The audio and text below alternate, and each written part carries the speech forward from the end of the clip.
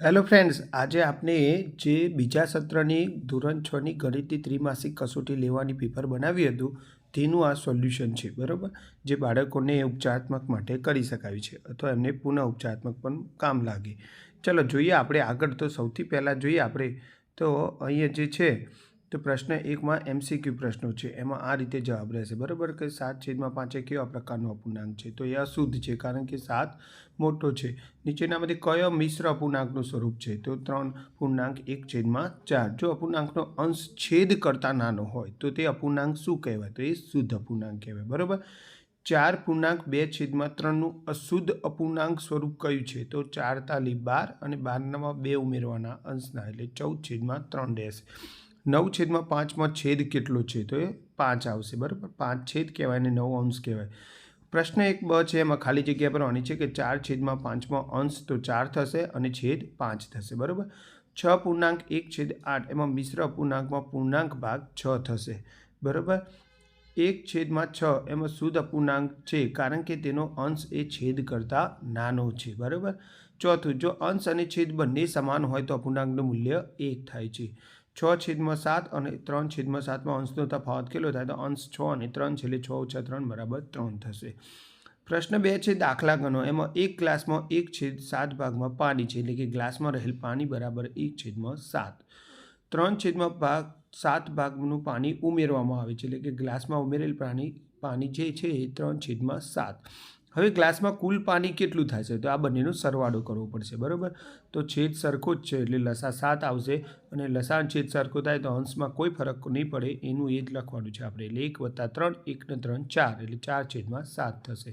ગ્લાસમાં રહેલ કુલ પાણી 4/7. બીજો દાખલો આપણે લીધો છે કે એક તપેલીમાં 7/10 લીટર દૂધ હતું, બરાબર? એટલે તપેલીમાં રહેલ કુલ દૂધ 7/10. 4/10 લીટર દૂધ ઉભરાઈ ગયું, બરાબર? એટલે 4/10 જે છે એ ઉભરાઈ ગયેલ દૂધ થશે. તો તપેલીમાં બાકી વધેલ દૂધ કેટલું? તો આ બંનેની બાદ બાકી કરવી પડે આપણે, એટલે કે 7/10 - 4/10, બરાબર? છેદ અને લસા સરખો છે, એટલે માટે અંશ એનો એ જ લખવાનો આપણે. 7 - 4, 7માં 4 જાય 3 અને લસા 10, એટલે કે 3/10 જે છે એ તપેલીમાં બાકી વધેલ દૂધ છે. જોડકા જોડોમાં જોઈએ તો 75 પૈસા તો 0.75 રૂપિયા થશે, 20 પૈસા તો 0.20 રૂપિયા થશે, 50 રૂપિયા 90 પૈસા તો 50.90 રૂપિયા થશે અને 725 પૈસા અને 7.25 રૂપિયા થશે, બરાબર? 5 કિલોગ્રામ 400 ગ્રામને કિલોગ્રામમાં કઈ રીતે લખશું? બરાબર? તો 5 કિલોગ્રામ વત્તા 400 ગ્રામ. 5 કિલોગ્રામ વત્તા ગ્રામને કિલોગ્રામમાં ફેરવવા માટે આપણે 1000 વડે ભાગવા પડે છે, બરાબર? તો અહીં આપણે જોઈએ તો 400 ભાગ્યા 1000 થશે. તો 5 કિલોગ્રામ વત્તા 1000ના 3 0 આવવાથી 3 અંક પછી પોઈન્ટ મૂકે તો 0.400 કિલોગ્રામ, એટલે 5.400 કિલોગ્રામ થાય. 1.54 અને 1.80નો સરવાળો કરો તો 4 ના 4, 8 ને 5 13નો તગડો, વિધિ પડી 1, પોઈન્ટના નીચે પોઈન્ટ અને 1 1 3 થશે, એટલે 3.34 થશે સરવાળો. 33.35 અને 33.05માંથી મોટી સંખ્યા કઈ છે? તો 33.35 મોટી સંખ્યા છે, કારણ કે 33.35માં દશાંશના સ્થાને 3 મોટી સંખ્યા છે. મોટી મોટી સંખ્યા છે. દશાંશ ચિહ્ન પછીના પ્રથમ સ્થાનને શું કહે છે? તો દશાંશ કહે છે. અને દશાંશ ચિહ્ન પછીના બીજા સ્થાનને શું કહે છે? તો શતાંશ કહે છે, બરાબર?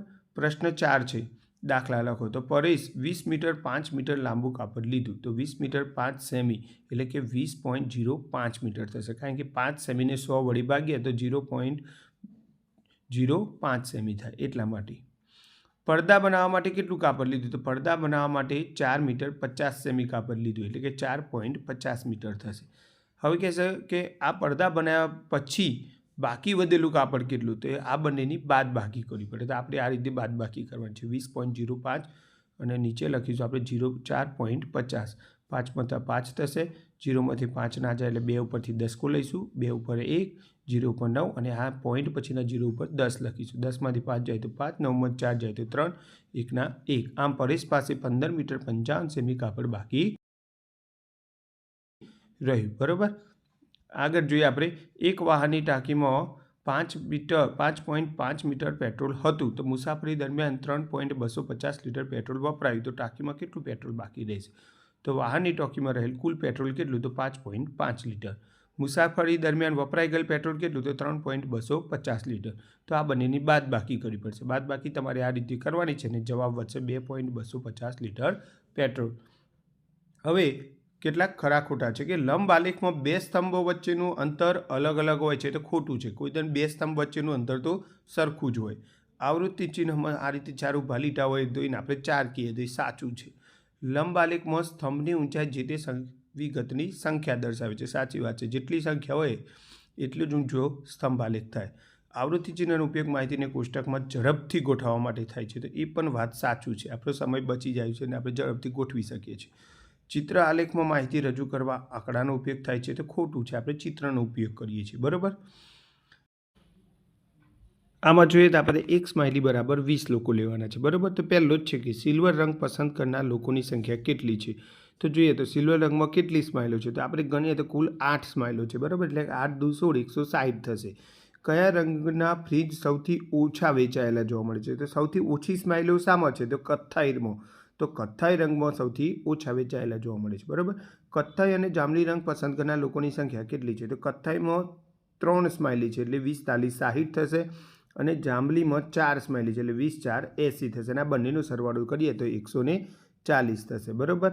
એ રીતે આપણે આવૃત્તિ એક કોષ્ટક આ રીતે આવૃત્તિ આપેલી છે ને એમને આ રીતે આપણે આવૃત્તિ કોષ્ટક બનાવવાનું છે. બરાબર. જેમાં આ રીતે ચિહ્નો કરવાના છે અને આ રીતે આપણો આ જવાબ થશે.